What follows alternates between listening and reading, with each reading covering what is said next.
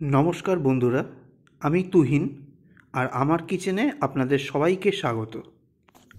আজকে আপনাদেরকে বানিয়ে দেখাবো আলু মেথি দিয়ে দুর্দান্ত একটা রেসিপি। অবশ্যই রেসিপিটা কিন্তু একবার বানানোর অনুরোধ রইল। রুটি পরোটার সাথে শীতের দিনে সকালে অথবা দুপুরে বা রাত্রে যখনই ইচ্ছা হবে এটা বানিয়ে খেতে পারেন।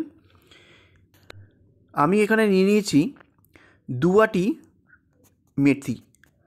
মেথি শাক।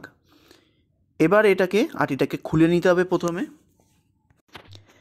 এইবার একটা ঝুড়ি নিয়ে নেব, তার মধ্যে আমি মেথি শাকগুলো বেছে নেব। মেথি শাকের ওপরের অংশটা, ডাঁটার অংশটা খুবই নরম হয়। আমি ডাঁটাসহ পাতা নিয়ে নেব আর নিচের দিকে শুধু পাতাগুলো নিয়ে নেব।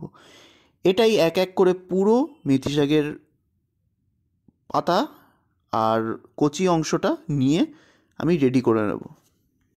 দেখুন, আমি সবকটা মেথি শাক এখানে আমি বেছে নিয়েছি। এইবার ভালো করে এটাকে চপিং বোর্ডে কুচিয়ে নিতে হবে। আপনারা যদি বটি ইউজ করতে চান তাহলে বটি দিয়েও কিন্তু কাটতে পারেন। এইভাবে এক এক করে পুরো মেথি শাকটা আমি মিহি করে কুচিয়ে নেব।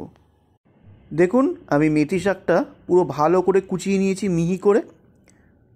এবার মেথি শাকটা ভালো করে 4 থেকে 5 বার মতো ধুয়ে নিতে হবে। এর মধ্যে কিন্তু অনেক নোংরা থাকে, মাটি থাকে, তাই অবশ্যই 4 থেকে 5 বার কিন্তু ভালো করে ধুয়ে নেবেন। দেখুন, ভালো করে ধুয়ে নেওয়া হয়ে গেছে। এইবার আলুটা আমি কেটে নেব। আমি একটা বড় সাইজের আলু নিয়ে নিয়েছি। আলুটাকে আমি ঠিক আলুর তরকারি যেরকম কাটে সেইভাবে আমি এক কর করে কেটে নেবো। সেম সাইজ করে কেটে নিতে হবে। আলুটা কিন্তু অলরেডি ধোয়া, তাই আমি আর আলুটা কিন্তু ধোবো না। এবার ডাইরেক্ট রান্নায় চলে যাব। রান্নাটা করার জন্য আমি একটা কড়াই বসিয়ে দিয়েছি। কড়াইটাকে আমি হাই ফ্লেমে ভালো করে গরম করে নিয়েছি। কড়াইটা গরম হয়ে গেলে দিয়ে দেবো 4 থেকে 5 টেবিল স্পুন সর্ষের তেল। সর্ষের তেলে রান্না করলে মেথি শাক বা যে কোনো শাক সবজি দারুণ টেস্ট হয়। অবশ্যই সর্ষের তেলে করবেন। তেলটাকে হাই ফ্লেমে ভালো করে গরম করে নিতে হবে, ধোয়া ওঠা।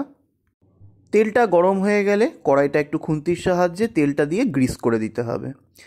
তারপরে দিয়ে দেবো এর মধ্যে হাফ চা চামচ পরিমাণে সাদা জিরে, হোয়াইট কিউমিন। এইবার জিরেটা একটু ক্র্যাকেল হয়ে গেলে এর মধ্যে দিয়ে দেবো শুকনো লঙ্কা। আমি এখানে 2টো শুকনো লঙ্কা ড্রাই রেড চিলি ইউজ করলাম। এইবার দিয়ে দেবো আলুর টুকরোগুলো। আলুটাকে ঠিক 1 থেকে 1.5 মিনিট একটুখানি তেলের মধ্যে ফ্রাই করে নিতে হবে মিডিয়াম ফ্লেমে।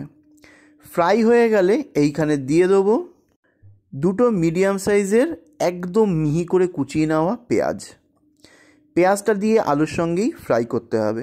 লাল করে কিন্তু পেঁয়াজটাকে অত্যাধিক ভাজা যাবে না।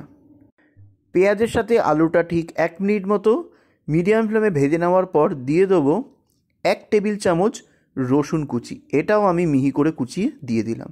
এবার আলুর সঙ্গে ভালো করে এটাকে ফ্রাই করতে হবে। দিয়ে দেবো 2-3 পিঞ্চ পরিমাণে একটু হলুদের গুঁড়ো।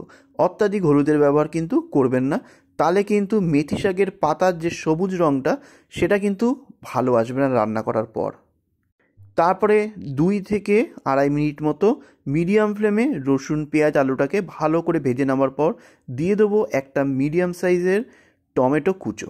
আমি এখানে বীজ ছাড়িয়ে টমেটো দিয়ে দিলাম। তারপর কিছু সেকেন্ড আলুর সঙ্গে ভালো করে টমেটোটাকে একটুখানি ফ্রাই করে নিতে হবে। টমেটোটাকে কিন্তু গলানো যাবে না, একটু দানা দানা থাকতে হবে। এবার দিয়ে দেবো 1/4 চা চামচ পরিমাণে ধনে গুঁড়ো, মিন্স কোরিয়ান্ডার পাউডার। এবার দিয়ে দেবো 1/4 চা চামচ পরিমাণে জিরের গুঁড়ো, মিন্স কিউমিন পাউডার। আর মশলার ব্যবহার কিন্তু খুব বুঝে করতে হবে, অল্প পরিমাণে। দিয়ে দেবো খুব সামান্য পরিমাণে একটুখানি চিনির গুঁড়ো, সুগার পাউডার। মেথি সামান্য একটুখানি তিতকুটে হয়, মানে বিটার হয়, তাই এটাকে ব্যালেন্স করার জন্য দিলাম। এবার দিয়ে দেবো 2টো চপড গ্রিন চিলি, মানে সবুজ লঙ্কা। ঝালটা আপনারা কিন্তু নিজের স্বাদ অনুযায়ী দেবেন। দিয়ে কিছুক্ষণ আবার একটু ফ্রাই করে নিতে হবে।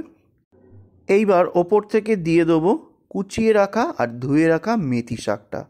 মেথি শাকটা দিয়ে ওপর থেকে এমনভাবে ঢেকে দিতে হবে যাতে মেথি শাকের জন্য নিচে আলুটা বেশ ভালো করে দমও পায় এবং সুন্দরভাবে সুসিদ্ধও হয়, সেটা কিন্তু মাথায় রাখতে হবে।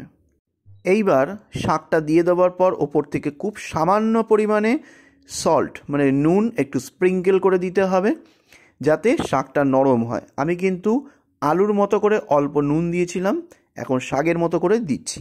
পরিমাণটা কিন্তু বুঝে দেবেন, কারণ পরিমাণে কিন্তু কমে যাবে ভাজার পর। এবার ফ্লেমটাকে লোতে করে দিয়ে ঢাকা দিয়ে 10 মিনিট মানে 10 মিনিটস এইভাবে রেখে দিতে হবে।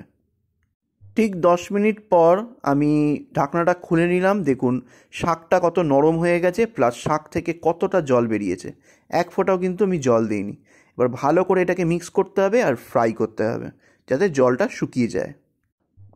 এবার ফ্লেমটাকে হাইতে দিয়ে ভালো করে এটাকে একটু ফ্রাই করে নিতে হবে যাতে জলটা পুরো শুকিয়ে গিয়ে সাইড থেকে হালকা হালকা তেলটা বেরিয়ে আসে। দেখুন খুব সুন্দরভাবে কিন্তু জলটা শুকিয়ে গেছে, আর এক ফোঁটাও জল নেই। রেডি হয়ে গেল আলু মেথি বা মেথি আলুর সবজি। অবশ্যই এইভাবে রান্নাটা করে খাবেন, রুটির সঙ্গে পরোটার সাথে অপূর্ব লাগে, ভাতের সঙ্গেও খেতে পারেন। আর রেসিপিটা ভালো লাগলে অবশ্যই শেয়ার করবেন বন্ধুদের সঙ্গে, আর সাবস্ক্রাইব করে বেল আইকন ক্লিক করে পাশে থাকার অনুরোধ রইল। নমস্কার।